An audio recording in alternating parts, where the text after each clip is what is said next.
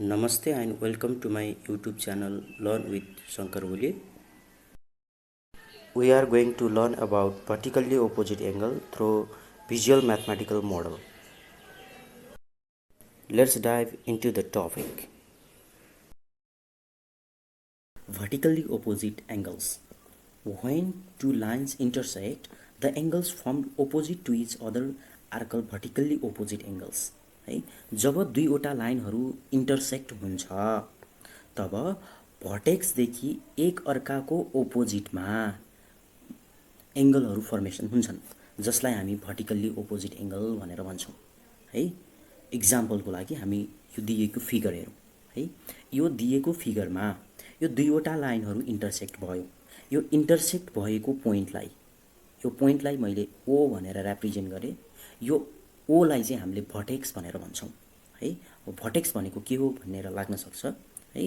Vertex भनेको चाहिँ दुई वा दुईभन्दा बढी लाइनहरू चाहिँ इन्टरसेक्ट भएको पोइन्ट हो। ओ भन्ने भर्टेक्सदेखि एक अर्काको ओपोजिटमा एङ्गलहरू फर्मेसन भएको छन् है। यहाँ चाहिँ यो एङ्गलको ओपोजिटमा यो एङ्गल छ है। भनेपछि यो एङ्गल र यो एङ्गल भर्टिकल्ली ओपोजिट एङ्गल हो।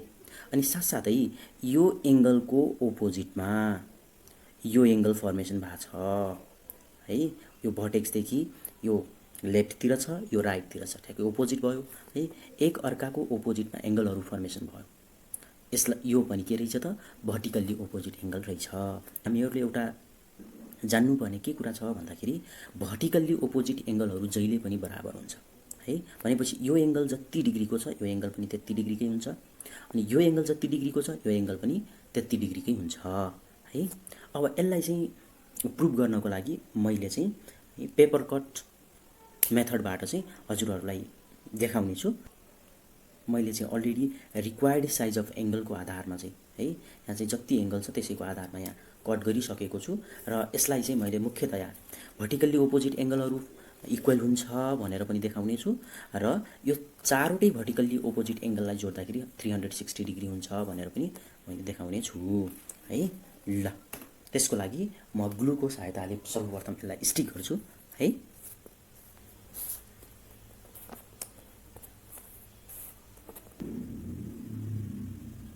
ल हामी देख्न सक्छौँ यो एक्ज्याक्टली यसमा फिट भइसकेको छ है। अब यसलाई पनि म फिट गरेर हेर्नेछु है।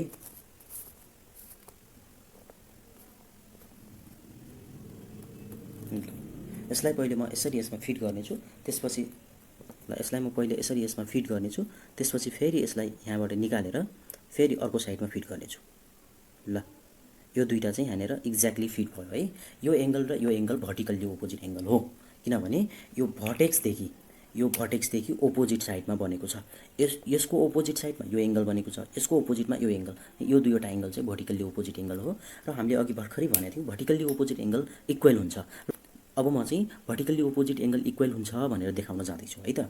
अब इक्वल बनाउनको लागि त हाम्रो यतातिर भएको यो पेपर चाहिँ एक्ज्याक्टली यतातिर फिट हुनु पऱ्यो नि है, र फेरि यतातिर भएको एक्ज्याक्टली यतातिर पनि फिट हुनु पऱ्यो होइन र। ल म यसलाई चाहिँ फिट गरेर देखाउँछु है। एउटा जुनसुकै साइडको बनाउँदा पनि हुन्छ है। ल अब मैले यसलाई यसको माथिबाट ओभरल्याप गरेर राख्छु है। ल हेरौँ त एक्ज्याक्टली फिट भयो नि, एक्ज्याक्टली फिट भयो नि। भनेपछि त यी भर्टिकल्ली ओपोजिट एङ्गलहरू इक्वल हुँदो रहेछ भनेर भेरिफाई भयो कि भएन त? भयो है। यसै गरी हामीले यसलाई पनि यतातिर राख्यो भने एक्ज्याक्टली फिट हुन्छ है। अब अर्को पेयरलाई पनि यसमा चाहिँ स्टिक गरेर हेरौँ है त। अब अर्को पेयर छ, अर्को पेयरलाई चाहिँ मैले ब्लू कलरले रिप्रेजेन्ट गरेको छु।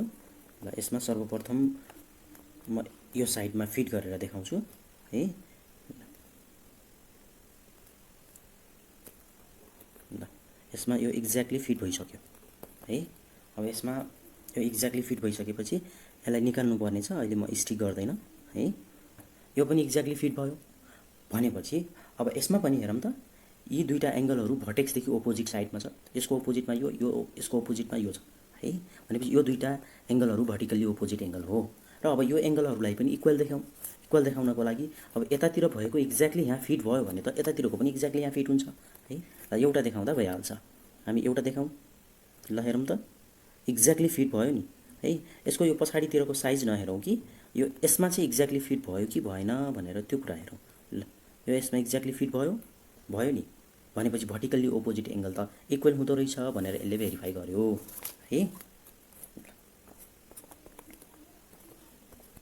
अब एकछिनको लागि हामी यो चारवटै भर्टिकल्ली अपोजिट एङ्गलहरूलाई हामीले यसमा जोडेर हेऱ्यौँ र जोडेर हेर्दाखेरि चाहिँ यो पर्फेक्ट सर्कल बनेको छ है। एक्ज्याक्टली यसमा चाहिँ पर्फेक्ट सर्कल जस्तो नदेखिए पनि हामी सर्कल बन्यो भनेर चाहिँ भन्न सक्छौँ है। हामीहरू सबैलाई थाहा छ एउटा कम्प्लिट सर्कल चाहिँ कति डिग्रीको हुन्छ, 360 डिग्रीको हुन्छ है। भनेपछि अब यो चारवटै 1 2 3 4 यो चारवटै एङ्गलहरूलाई जोड्यो भने त्यसको सम कति हुन्छ त 360 डिग्री हुन्छ। यसरी चाहिँ हामीले भेरिफाई गर्न सकिन्छ। Thanks for watching the video. If you have not subscribed my channel yet, subscribe the channel. And what next video do you want from me? Comment in the comment box. Thank you.